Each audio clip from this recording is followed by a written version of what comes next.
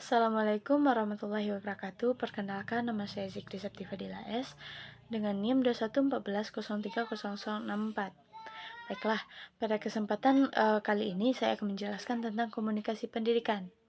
Yang pertama, pengertian komunikasi, yaitu komunikasi sebagai suatu proses pertukaran ide, pesan dan kontak, serta interaksi sosial, termasuk aktivitas pokok dalam kehidupan manusia.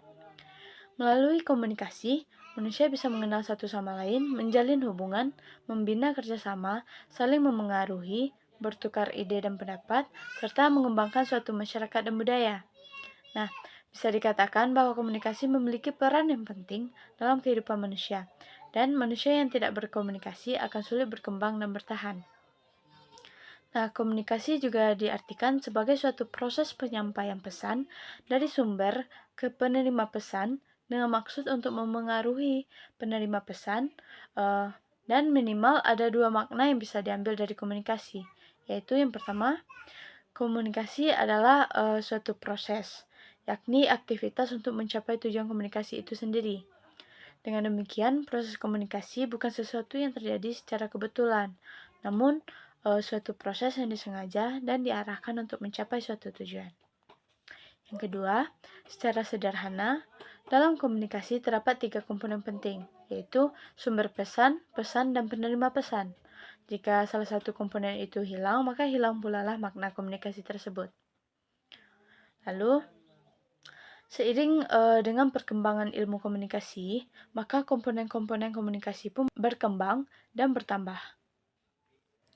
Nah, merujuk kepada pendapat Ruben dan Stewart, mereka menjelaskan bahwa dalam konteks keilmuan, komunikasi saat ini adalah suatu ilmu perilaku atau ilmu sosial dan pengetahuan budaya terapan. Disiplin ilmu ini berbagi dengan psikologi, sosiologi, antropologi, dan ilmu politik dalam mengejar pengetahuan tentang individu seorang manusia dan kegiatan sosial. Nah, bidang komunikasi ini juga berdekatan dengan tradisi humaniora dan profesi. Ilmu komunikasi telah menjadi sebuah ilmu yang memiliki posisi yang strategis dalam kancah keilmuan global, serta berkembang pesat. Bahkan, ilmu komunikasi ini menjadi ilmu yang sangat diminati banyak orang. Contohnya, program studi atau jurusan ilmu komunikasi termasuk program studi yang merupakan pilihan favorit bagi tamatan SMA ketika memilih perguruan tinggi. Kata lain yang mirip dengan komunikasi adalah komunitas atau community, yang juga menekankan kesamaan atau kebersamaan. Komunitas adalah sekelompok orang yang berkumpul atau hidup bersama untuk mencapai tujuan tertentu dan mereka berbagi makna dan sikap. Tanpa komunikasi tidak akan ada komunitas, dan tanpa komunitas tidak akan berlangsung komunikasi. Jadi, komunikasi adalah proses dan tindakan manusia dalam suatu kelompok masyarakat, dan masyarakat membutuhkan komunikasi sebagai penguat struktur mereka. Adapun pengertian komunikasi adalah suatu transaksi, proses simbolik yang menghendaki orang-orang mengatur lingkungannya dengan membangun hubungan antar sesama manusia melalui pertukaran informasi untuk menguatkan sikap dan tingkah laku orang lain, dan berusaha mengubah sikap dan tingkah laku itu. Nah, secara lebih detail, komunikasi antar manusia yang dimaksud ialah komunikasi yang menggambarkan bagaimana seseorang menyampaikan suatu pesan atau informasi lewat simbol-simbol verbal atau non-verbal kepada orang lain sehingga si penerima pesan atau informasi dapat menafsirkan pesan tersebut dan terjadi perubahan pengetahuan, sikap, dan keterampilan sesuai dengan tujuan dan maksud si pengirim pesan. Prosesnya bisa satu arah, interaksi maupun transaksi. Karena begitu luasnya komunikasi yang dilakukan oleh manusia, dan agar tidak tumpang tindih dengan bidang kajian yang lain, maka jenis komunikasi manusia yang dimaksud ialah komunikasi dalam praktik pendidikan dan pembelajaran. Nah, selanjutnya kita masuk kepada pentingnya komunikasi. Komunikasi adalah hal yang fundamental dalam kehidupan manusia. Jadi, sepanjang manusia hidup, ia perlu berkomunikasi. Terbentuknya masyarakat sebagai suatu kesatuan juga diawali dengan adanya komunikasi antar pribadi dalam masyarakat tersebut. Komunikasi dan masyarakat seperti kata kembar yang tidak dapat dipisahkan, sebab tanpa komunikasi tidak mungkin ada suatu masyarakat. Dan sebaliknya, tanpa masyarakat, manusia tidak akan dapat mengembangkan komunikasinya.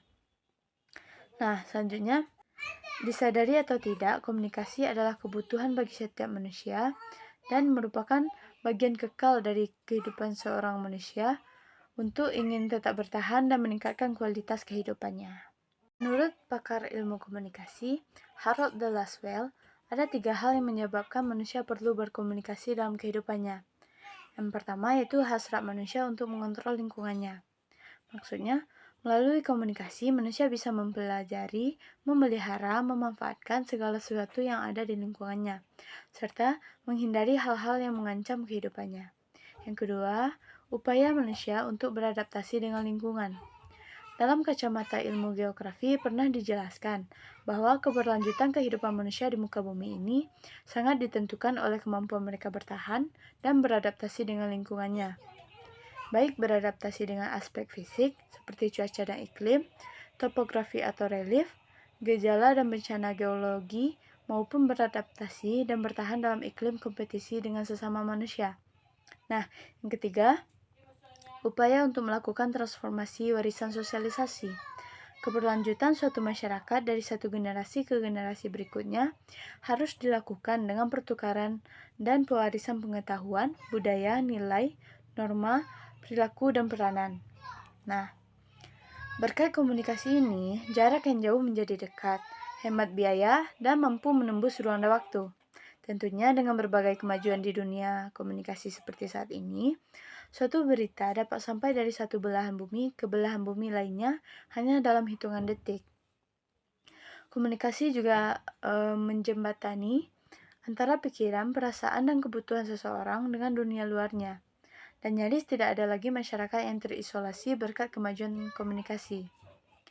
Menurut Cangara, yang menyatakan bahwa sebaiknya semua manusia mempelajari ilmu komunikasi, karena hal tersebut akan mendatangkan manfaat bagi manusia. Di antaranya seperti komunikasi yang baik dengan orang lain akan membantu orang tersebut dalam karir dan pergaulan. Karyawan yang bisa berkomunikasi dengan baik akan lebih mudah mendapatkan promosi di tempat kerjanya. Orang yang berkomunikasi dengan baik akan mudah diterima dan disenangi banyak orang. Singkat kata, terampil berkomunikasi akan membuka pintu silaturahmi dan persahabatan. Komunikasi yang baik juga akan menempatkan seseorang pada posisi yang dihormati dan dihargai. Komunikasi yang baik juga akan memberikan peluang dan potensi keberhasilan yang lebih besar kepada seseorang untuk berkarir di berbagai bidang.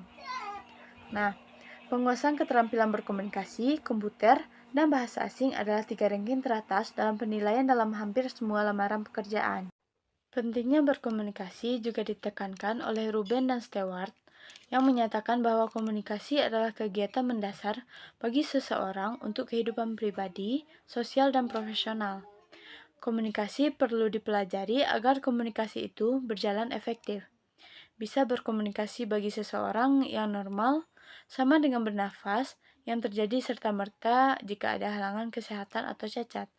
Namun, komunikasi yang dimaksud di sini ialah komunikasi yang mampu menempatkan diri dengan baik dalam suatu pergaulan dan kehidupan. Nah, selanjutnya kita masuk kepada konseptualisasi komunikasi pendidikan. Menurut Deddy Mulyana dalam bukunya Ilmu Komunikasi, suatu pengantar mengutip pendapat beberapa pakar komunikasi seperti John Erwin Barth, William W. Wilmot, Kenneth Casareno, and Edward M. Bodaken untuk menjelaskan 3 kerangka pemahaman mengenai komunikasi, yakni komunikasi sebagai tindakan satu arah, komunikasi sebagai interaksi, dan komunikasi sebagai transaksi. Maksud dari komunikasi satu arah yaitu konsep komunikasi sebagai tindakan satu arah dapat dipahami sebagai suatu proses linier yang dimulai dengan sumber informasi atau pengirim informasi dan berakhir pada penerima informasi, sasaran dan tujuannya. Nah, konsep ini dimaklumi sebagai proses penyampaian informasi satu arah dari seseorang atau lembaga kepada orang lain atau sekelompok orang, baik secara langsung atau melalui media seperti selebaran, surat kabar, radio, dan televisi. Nah, yang kedua, komunikasi sebagai interaksi. Dalam konsep ini, komunikasi dijelaskan sebagai suatu bentuk interaksi yang berarti saling memengaruhi. Pandangan ini menyetarakan komunikasi dengan proses sebab akibat atau aksi reaksi yang arahnya bergantian. Seseorang menyampaikan pesan, baik verbal maupun non-verbal. Seseorang penerima bereaksi dengan memberikan jawaban verbal atau menganggukkan kepala. Kemudian, orang pertama bereaksi lagi setelah menerima respon atau umpan balik dari orang kedua, dan begitu seterusnya. Antara si pengirim dan si penerima pesan saling memainkan peran yang setara, dan ada kalanya mereka bertukar posisi. Selanjutnya, unsur komunikasi yang dapat ditambahkan dalam konsep ini yaitu adanya umpan balik atau feedback.